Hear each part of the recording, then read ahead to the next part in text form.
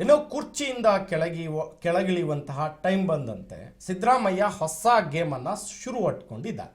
ಅದರಲ್ಲೂ D K Shivakumar ಅವರನ್ನು ಹಣಿಯಲು ಹೊಸ ತಂತ್ರವನ್ನೇ ಸಿದ್ದರಾಮಯ್ಯ ಮಾಡಿದ್ದಾರೆ.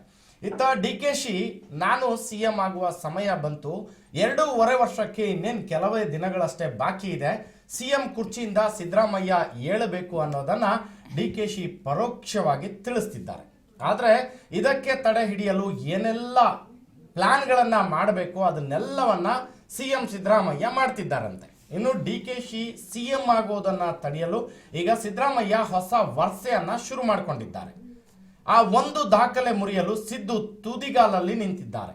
ಇದು ಡಿ ಕೆ ಶಿಗೆ ಹೊಸ ತಲೆನೋವಾಗಿ ಪರಿಣಮಿಸಿದೆ. ಸಿದ್ದರಾಮಯ್ಯ CM ಕುರ್ಚಿಯಿಂದ ಸದ್ಯಕ್ಕೆ ಏಳಲ್ಲ ಅನ್ನೋದು ಡಿ ಕೆ ಶಿಗೆ ಕನ್ಫರ್ಮ್ ಆಗಿದೆ. ಈ ನಡುವೆ ದೇವರಾಜ್ ಅರಸು ಕರ್ನಾಟಕದಲ್ಲಿ ಅತಿ ಸುದೀರ್ಘ ಅವಧಿಗೆ ಮುಖ್ಯಮಂತ್ರಿ ಹುದ್ದೆ ಅಲಂಕರಿಸಿದ ದಾಖಲೆಯನ್ನ ಹೊಂದಿದ್ದಾರೆ. ಈ ದಾಖಲೆ ದಾಟಲು ಸಿದ್ದರಾಮಯ್ಯನವರಿಗೆ ಈಗ ಒಂದು ಅವಕಾಶವಿದೆ. ಅದರಲ್ಲೂ ಸಿದ್ದರಾಮಯ್ಯ 2026 ಏಪ್ರಿಲ್ 19 ನಂತರವೂ ಮುಖ್ಯಮಂತ್ರಿ ಹುದ್ದೆಯಲ್ಲಿ ಮುಂದುವರೆದರೆ ಆಗ ದೇವರಾಜು ಅರಸು ಅವರ ದಾಖಲೆಯನ್ನ ಮುರಿತಾರೆ. ಹೀಗಾಗಿಯೇ CM ಆಪ್ತ ಬಣದ ಪ್ರಮುಖ ಸಚಿವರು ಸಿದ್ದರಾಮಯ್ಯ ಅವರಿಗೆ 5 ವರ್ಷವೂ ಮುಖ್ಯಮಂತ್ರಿಯಾಗಿರುತ್ತಾರೆ ಎಂಬ ಹೇಳಿಕೆಗಳನ್ನು ನೀಡುತ್ತಿದ್ದಾರೆ. ಇದು ಡಿ ಕೆ ಶಿಯ CM ಆಸೆಗೆ ತಣ್ಣೀರು ಎರಚಿದಂತಾಗಿದೆ. ಒಟ್ಟಿನಲ್ಲಿ ಸಿದ್ದರಾಮಯ್ಯ ಈಗ ಹೊಸ ಅಸ್ತ್ರ ಇಟ್ಟುಕೊಂಡು ಹೈಕಮಾಂಡ್ ಮುಂದೆ ಹೋಗ್ತಿದ್ದಾರೆ. ಸಿದ್ದು ಬಣವನ್ನ ಇಕ್ಕಟ್ಟಿಗೆ ಸಿಲುಕಿಸದ ಹೇಗೆ ಇದರಿಂದ ಹೊರಗಡೆ ಬರಬೇಕು ಅನ್ನೋ ರೀತಿಯಲ್ಲಿ ಡಿ ಕೆ ಶಿ ಅವರು ಕೂಡ ಪ್ಲಾನ್ ಮಾಡ್ತಿದ್ದಾರೆ. ಇಂತಹದ್ದೊಂದು ಬೆಳವಣಿಗೆ ಡಿ ಕೆ ಶಿ ಅವರಿಗೆ ಮಾತ್ರ ಹೊಸ ತಲೆನೋವನ್ನ ಶುರುವಿಟ್ಟಿದೆ. ರಾಜ್ಯದಲ್ಲಿ ನಾವು ಏನೆಲ್ಲ ಬೆಳವಣಿಗೆಗಳನ್ನ ನೋಡಿದ್ವಿ. ಒಂದ್ ಕಡೆ ಮಳೆಯ ಅವಾಂತರಗಳು ಸೃಷ್ಟಿಯಾಗ್ತಾ ಇದೆ, ಇನ್ನೊಂದ್ ಕಡೆ ಗ್ಯಾರಂಟಿ ಯೋಜನೆಗಳು, ಅವರಲ್ಲಿರುವಂತಹ ಸಚಿವರುಗಳು ಶಾಸಕರುಗಳೇ ಗ್ಯಾರಂಟಿ ಯೋಜನೆಗಳ ಬಗ್ಗೆ ಮಾತನಾಡ್ತಿದ್ದಾರೆ. ರಾಜ್ಯದ ಜನ ಏನಿದ್ದಾರೆ ಸುಸ್ಥಿತಿಯಲ್ಲಿ ಇಲ್ಲ. ಇಂತಹ ಸಂದರ್ಭದಲ್ಲಿ ಕುರ್ಚಿ ಕಾದಾಟ ಕಾಂಗ್ರೆಸ್ನಲ್ಲಿ ಮುಂದುವರೆದಿದೆ. ಏನು ಸಿದ್ದರಾಮಯ್ಯನವರು ಅಧಿಕಾರದ ಗದ್ದೆಗೆ ಅಂದ್ರೆ CM ಒಂದು ಚೇರ್ಗೆ ಬಂದು ಕುತ್ಕೊಂಡು 2.5 ವರ್ಷ ಆದ ತಕ್ಷಣ ಡಿ ಕೆ ಶಿವಕುಮಾರ್ ಅವರನ್ನ CM ಮಾಡ್ತೀವಿ ಅನ್ನುವಂತಹ ಅವರ ಪಕ್ಷದ ಒಳ ಒಪ್ಪಂದಗಳೇನಾಗಿತ್ತು ಗೊತ್ತಿಲ್ಲ. ಅವ್ರು ಹೇಳೋ ಪ್ರಕಾರ 2.5 ವರ್ಷಕ್ಕೆ ಸಿದ್ದರಾಮಯ್ಯನವರು ಮುಖ್ಯಮಂತ್ರಿ ರಾಜ್ಯವನ್ನ ಆಳ್ತಾರೆ, ಇನ್ನು ಮಿಕ್ಕಿದ್ದ 2.5 ವರ್ಷ ಡಿ ಕೆ ಶಿವಕುಮಾರ್ ರೂಲ್ ಮಾಡ್ತಾರೆ ಅನ್ನುವಂತಹದ್ದು ಕಾಂಗ್ರೆಸ್ನಲ್ಲಿ ಒಳ ಒಪ್ಪಂದವಾಗಿದೆಯಂತೆ ಹೈಕಮಾಂಡ್ ಮುಂದೆ. ಹೀಗಾಗಿ ಏನಾಗಿದೆ, 2.5 ವರ್ಷ ಆಗ್ಲಿಕ್ಕೆ ಇನ್ನು ಕೆಲವೇ ದಿನಗಳು ಬಾಕಿ ಇದೆ ಅನ್ನುವ ಹಾಗೆ ಡಿ ಕೆ ಶಿವಕುಮಾರ್ ಅವರು ಹೊಸ ವರ್ಷವನ್ನ ತೆಗೆದಿದ್ದಾರೆ. ನಾನು ಇನ್ನೇನು ಮುಖ್ಯಮಂತ್ರಿ ಆಗ್ಬಿಡ್ತೀನಿ ಅನ್ನೋ ಮಾತನ್ನ ಇದನ್ನ ನಾವು ಆಗ್ಲೇ ನೋಡಿದೀವಿ. ಈಗ CM ಬಣದಲ್ಲಿ ಗುರುತಿಸಿಕೊಂಡಿರುವಂತಹ ಶಾಸಕರುಗಳು ಸಚಿವರುಗಳು ಸಿದ್ದರಾಮಯ್ಯನವರ ಪರವಾಗಿ ಬ್ಯಾಟಿಂಗ್ ಮಾಡಿದ್ರೆ ಡಿ ಕೆ ಶಿವಕುಮಾರ್ ಅವರ ಸಹೋದರ ಡಿ ಕೆ ಸುರೇಶ್ ಅವರು ಕೂಡ ಕೆಲವೊಂದು ಸಾರಿ ಬ್ಯಾಟ್ ಅನ್ನ ಬೀಸಿದ್ದಾರೆ, ನಮ್ಮ ಅಣ್ಣ CM ಆಗಬೇಕು ಅನ್ನೋ ನಿಟ್ಟಿನಲ್ಲಿ. ಹಾಗೆ ಡಿ ಕೆ ಶಿವಕುಮಾರ್ ಪರವಾಗಿ ಕೂಡ ಕೆಲ ಶಾಸಕರು ಮಾತುಗಳನ್ನು ಆಡಿದ್ದಾರೆ. ಅದೇನೇ ಇರಲಿ, ಇವರ ಒಳ ಒಪ್ಪಂದ ಏನೇ ಇರಲಿ, ಕುರ್ಚಿಗಾಗಿ ಹಲವಾರು ತಂತ್ರ ಪ್ರತಿತಂತ್ರಗಳ ನಡುವೆ CM ಮತ್ತೆ DCM ಬಹಳ ಬ್ಯುಸಿ ಆಗ್ಬಿಟ್ಟಿದ್ದಾರೆ ಪೊಲಿಟಿಕಲ್ ಡೆವಲಪ್ಮೆಂಟ್ ಅಲ್ಲಿ. ಈ ಒಂದು ವಿಚಾರಕ್ಕೆ ಸಂಬಂಧಪಟ್ಟ ಹಾಗೆ ನಾವು ನೋಡೋದಾದ್ರೆ ಯಾವುದೋ ಒಂದು ಹೊಸ ಮಾಸ್ಟರ್ ಪ್ಲಾನ್ ಅರಸು ಹೆಸರಲ್ಲಿ ಸಿದ್ದರಾಮಯ್ಯನವರು ಹೈಕಮಾಂಡ್ ಮುಂದೆ ತೆಗೆದುಕೊಂಡು ಹೋಗಿಟ್ಟಿದ್ದಾರಂತೆ. ನನ್ನ ಬಿಟ್ಬಿಡಿ, ನಾನು ಈ ರೆಕಾರ್ಡ್ನ ಬ್ರೇಕ್ ಮಾಡಿ ನಾನು ರಾಜ್ಯದ ಇತಿಹಾಸದಲ್ಲಿ ಒಂದು ಹೊಸ ಹೆಸರಲ್ಲಿ ನಾನು ಸೇರ್ಕೊಳ್ತೀನಿ ಅನ್ನೋ ಮಟ್ಟದಲ್ಲಿ ಇದಕ್ಕೆ ಪ್ರತಿತಂತ್ರವಾಗಿ ಡಿ ಕೆ ಶಿವಕುಮಾರ್ ಅವರು ಏನ್ ಮಾಡ್ತಾರೆ ಅನ್ನುವಂಥದ್ದು. ಪ್ರವೀಣ್, ಇದೆಲ್ಲ ಡೆವಲಪ್ಮೆಂಟ್ಗಳನ್ನ ನಾವು ನೋಡೋದಾದ್ರೆ 2023 ವಿಧಾನಸಭಾ ಚುನಾವಣೆ ಆದಾಗ ರಾಘವೇಂದ್ರ ಯಾರು ಮುಖ್ಯಮಂತ್ರಿ ಆಗ್ತಾರೆ ಅನ್ನುವಂಥ ಪ್ರಶ್ನೆ ಇತ್ತು. ಬಿಕಾಸ್ 1989ರಿಂದ 1994 ತನಕ ವೀರೇಂದ್ರ ಪಾಟೀಲ್ ಈ ರಾಜ್ಯದ ಮುಖ್ಯಮಂತ್ರಿ ಆಗಿದ್ರು. 1989ರಲ್ಲಿ ಚುನಾವಣೆ ಆದಾಗ ಈ ರಾಜ್ಯದ ಮತದಾರ ಕಾಂಗ್ರೆಸ್ಗೆ 178 ಸ್ಥಾನ ಕೊಟ್ಟಿದ್ದ, ಅದೇ ಹೈಯೆಸ್ಟ್. ಅದಾದ ನಂತರ ಡಿ ಕೆ ಶಿವಕುಮಾರ್ ಅವರು KPCC ಅಧ್ಯಕ್ಷರಾದಾಗ ಈಗ 136 ಸ್ಥಾನ ಕೊಟ್ಟಿದ್ದಾರೆ, ಇದು ಸೆಕೆಂಡ್ ಹೈಯೆಸ್ಟ್ ಕಾಂಗ್ರೆಸ್ಗೆ. ಇಂತಹ ಸಂದರ್ಭದಲ್ಲಿ ಯಾರು ಮುಖ್ಯಮಂತ್ರಿ ಆಗ್ತಾರೆ ಅನ್ನುವಂಥ ಚರ್ಚೆ ಬಂದಾಗ ಅಫ್ಕೋರ್ಸ್ ಡಿ ಕೆ ಶಿವಕುಮಾರ್ ಮತ್ತು ಸಿದ್ದರಾಮಯ್ಯನವರ ನಡುವೆ 2023ರಲ್ಲಿ ಫೈಟ್ ಇತ್ತು. 2013ರಲ್ಲಿ ಸಿದ್ದರಾಮಯ್ಯನವರು ಪರಮೇಶ್ವರ್ ಅವರ ನಡುವೆ ಫೈಟ್ ಇತ್ತು. ಪರಮೇಶ್ವರ್ ಅವತ್ತು ಚುನಾವಣೆಯನ್ನು ಸೋತಿದ್ರು, ಅನಾಯಾಸವಾಗಿ ಸಿದ್ದರಾಮಯ್ಯನವರು ರಾಜ್ಯದ ಮುಖ್ಯಮಂತ್ರಿ ಆಗಿದ್ರು. ಬಟ್ 2023ರಲ್ಲಿ ಏನಾಯ್ತು, ಸಿದ್ದರಾಮಯ್ಯನವರಿಗೆ ಒಬ್ಬ ಒಕ್ಕಲಿಗ ಸಮುದಾಯದಿಂದ ಬರುವಂತಹ ನಾಯಕ, ಅಪ್ರತಿಮ ನಾಯಕ ಎದುರಾಗಿಬಿಟ್ರು. ಬಿಕಾಸ್ ಹಳೆ ಮೈಸೂರು ಭಾಗ ಸೇರಿದಂತೆ ಒಕ್ಕಲಿಗ ಭದ್ರಕೋಟೆಯಲ್ಲಿ ಡಿ ಕೆ ಶಿವಕುಮಾರ್ ಅವರ ಕಾರಣಕ್ಕೆ ಒಕ್ಕಲಿಗರು ಓಟ್ ಹಾಕಿದ್ರು, ಡಿ ಕೆ ಶಿವಕುಮಾರ್ ಮುಖ್ಯಮಂತ್ರಿ ಆಗ್ತಾರೆ ಅಂತ. ಇದೇ ವಿಚಾರವನ್ನು ಇಟ್ಟುಕೊಂಡು ದೆಹಲಿಯಲ್ಲಿ ಚರ್ಚೆ ಆಯಿತು, ಯಾರು ಮುಖ್ಯಮಂತ್ರಿ ಮಾಡಬೇಕು ಏನು ಎತ್ತ ಅಂತ.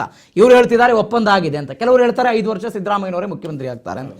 ಈಗ ದೇವರಾಜ ಅರಸು ಅವರ ವಿಚಾರ ಯಾಕೆ ಮುನ್ನೆಲೆಗೆ ಬಂದಿದೆ, ಈ ವಿಚಾರಕ್ಕೆ ಬರೋದಾದ್ರೆ ದೇವರಾಜ ಅರಸು ಅವರು ಒಂದು ಟರ್ಮು 1972ರಿಂದ 1977 ತನಕ 5 ವರ್ಷಗಳ ಕಾಲ ನಿರಂತರವಾಗಿ ರಾಜ್ಯದ ಮುಖ್ಯಮಂತ್ರಿ ಆಗಿದ್ರು.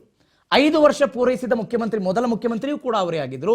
ಅದಾದ ನಂತರ 2013ರಿಂದ 2018 ತನಕ ಸಿದ್ದರಾಮಯ್ಯನವರು ಪೂರೈಸಿದ್ದಾರೆ.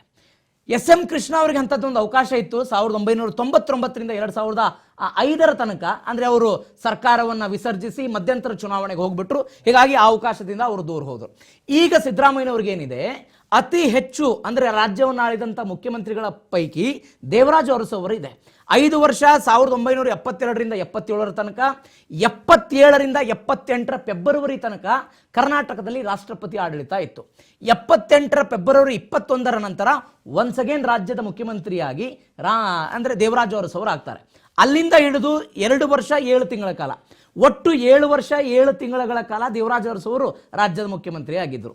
ಸಿದ್ದರಾಮಯ್ಯನವರು ಯಾವಾಗಲೂ ಹೇಳ್ತಾ ಇರ್ತಾರೆ, ಅಹಿಂದ ನಾಯಕ ನಾನು, ಅಹಿಂದ ವರ್ಗಗಳಿಗೆ ನಾನು ಕೆಲಸ ಮಾಡಬೇಕು, ಅಹಿಂದ ವರ್ಗಗಳು ನನಗೆ ಜಾಸ್ತಿ ಓಟ್ ಹಾಕಿದ್ದಾರೆ ಅಂತ. ಅದೇ ಕಾರಣಕ್ಕಾಗಿಯೇ ಒಳ ಮೀಸಲಾತಿ ವಿಚಾರ ಚರ್ಚೆಗೆ ಬಂದಿದ್ದು. ಅದೇ ಕಾರಣಕ್ಕಾಗಿಯೇ ಈ ಹಿಂದೆ 2015ರಲ್ಲಿ ಒಂದು ಜಾತಿ ಜನಗಣತಿಯನ್ನು ಮಾಡಿಸಿದ್ದು. ಈ ಹಿಂದೆ ದೇವರಾಜ ಅರಸು ಅವರು ಅಧಿಕಾರದಲ್ಲಿದ್ದಾಗ ಹಾವನೂರು ಆಯೋಗ ಮಾಡಿದ್ರು, ಅಹಿಂದ ವರ್ಗಗಳಿಗೆ ನ್ಯಾಯ ಕೊಡಿಸೋ ಪ್ರಯತ್ನವನ್ನು ಮಾಡಿದ್ರು. ಈ ಹಿಂದೆ ಇಂದಿರಾ ಗಾಂಧಿ ಕಾಂಗ್ರೆಸ್ ಅವರನ್ನು ಹೊರದಬ್ಬಿದ ನಂತರವೂ ಕೂಡ ಕಾಂಗ್ರೆಸ್ ಎಸ್ಗೆ ಬಂದು ವಾಪಸ್ ಭಿನ್ನಾಭಿಪ್ರಾಯಗಳನ್ನು ಮರೆತು ಇಂದಿರಾ ಗಾಂಧಿ ಕಾಂಗ್ರೆಸ್ಗೆ ಹೋಗಿದ್ರು. ಯಾರು? ದೇವರಾಜ ಅರಸು.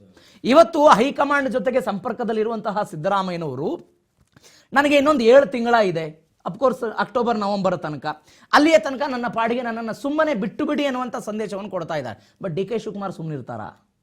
ಆ ಪ್ರಶ್ನೆ ಇದೆ. ಯಾಕಂದ್ರೆ ಡಿ ಕೆ ಶಿವಕುಮಾರ್ ಕೆಪಿಸಿಸಿ ಅಧ್ಯಕ್ಷರಾಗಿ ಅದಾದ ನಂತರ ಅವರ ಸಂಘಟನಾ ಶೈಲಿಯಲ್ಲಿ ಅತಿ ಹೆಚ್ಚು ಸ್ಥಾನಗಳನ್ನು ಪಡೆದುಕೊಂಡಿದ್ದಾರೆ. ಕಾಂಗ್ರೆಸ್ನಲ್ಲಿ ಒಂದು ನಿಯಮ ಏನಿದೆ, ಯಾರು ಕೆಪಿಸಿಸಿ ಅಧ್ಯಕ್ಷರಾಗಿ ಇರ್ತಾರೋ ಅವರು ಮುಂದಿನ ಮುಖ್ಯಮಂತ್ರಿ ಆಗ್ತಾರೆ, ಆ ಪಕ್ಷ ಅಧಿಕಾರಕ್ಕೆ ಬಂದರೆ ಅಂತ. ಅದೇ ಕಾರಣಕ್ಕಾಗಿ ಪರಮೇಶ್ವರ್ ಅವರನ್ನು 2013ರಲ್ಲಿ ಕೊರಟಗೆರೆಯಲ್ಲಿ ಸೋರಿಸಿದ್ರು ಅನ್ನುವಂಥ ಆರೋಪ ಇದೆ. ಹೀಗಾಗಿ ಡಿ ಕೆ ಶಿವಕುಮಾರ್ ಸುಮ್ಮನಿರ್ತಾರ? ಆ್ಯಂಡ್ ಡಿ ಕೆ ಶಿವಕುಮಾರ್ ಅವರನ್ನು ಬೆಂಬಲಿಸುವಂಥ ಶಾಸಕರು ಏನು ಮಾಡ್ತಾರೆ? ಆ ಪ್ರಶ್ನೆ ಸಹಜವಾಗಿದೆ. ಇದೇ ಕಾರಣಕ್ಕಾಗಿ ಇವತ್ತೇನಾಗ್ತಾ ಇದೆ, ಸಿದ್ದರಾಮಯ್ಯನವರ ಸಚಿವ ಸಂಪುಟ ಪುನರ್ರಚನೆ ಯಾವುದೇ ಕಾರಣಕ್ಕೂ ಬೇಡ ಅಂತಿದ್ದಾರೆ. ಡಿ ಕೆ ಶಿವಕುಮಾರ್ ಏನಂತಿದ್ದಾರೆ, ಮಾಡೋಣ ಅಂತ. ಯಾಕಂದ್ರೆ ಇವತ್ತಿನ ಸಚಿವ ಸಂಪುಟದಲ್ಲಿ ಸಿದ್ದರಾಮಯ್ಯನವರ ಬೆಂಬಲಿಗರೇ ಅತಿ ಹೆಚ್ಚಾಗಿರೋದು, ಡಿ ಕೆ ಶಿವಕುಮಾರ್ ಬೆಂಬಲಿಗರು ಕಡಿಮೆ ಇದ್ದಾರೆ. ಇವನ್ ಅಫ್ಕೋರ್ಸ್ ಶಾಸಕರ ವಿಚಾರಕ್ಕೆ ಬಂದಾಗಲೂ ಕೂಡ ಡಿ ಕೆ ಶಿವಕುಮಾರ್ ಅವರ ಬೆಂಬಲಿತ ಶಾಸಕರ ಸಂಖ್ಯೆ ಕಡಿಮೆ ಇದೆ, 52, 60 ಆ ಆಸುಪಾಸಿನಲ್ಲಿ ಇರೋದು. ಬಟ್ ಸಿದ್ದರಾಮಯ್ಯನವರ ವಿಚಾರಕ್ಕೆ ಬರೋದಾದ್ರೆ 90, 100ರ ಆಸುಪಾಸಿನಲ್ಲಿದೆ, 70, 80, 90 ಆ ಆಸುಪಾಸಿನಲ್ಲಿದೆ. ಈ ವಿಚಾರವನ್ನು ಮುಂದಿಟ್ಟುಕೊಂಡು ಸಿದ್ದರಾಮಯ್ಯನವರು ಒಂದು ಆಟ ಆಡೋ ಪ್ರಯತ್ನವನ್ನು ಮಾಡ್ತಿದ್ದಾರೆ.